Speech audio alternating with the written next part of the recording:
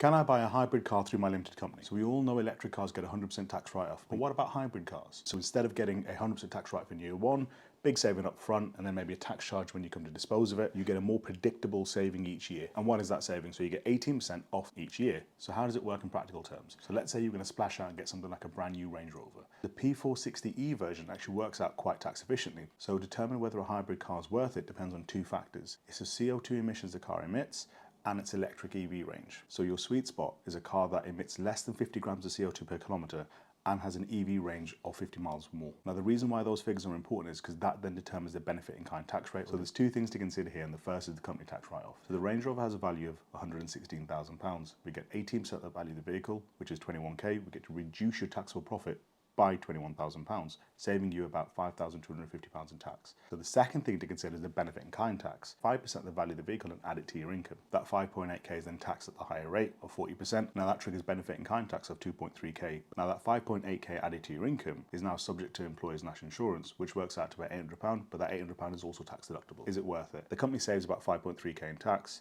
You pay about 2.3k in tax and also triggers £800 national insurance. So in the round, you're up. The biggest benefit here is you aren't having to take money out of the company to pay for the vehicle, which means whilst you are reducing corporation tax, it means you're no longer paying income tax to withdraw that money out and pay for the car. So you tell me, is it worth it?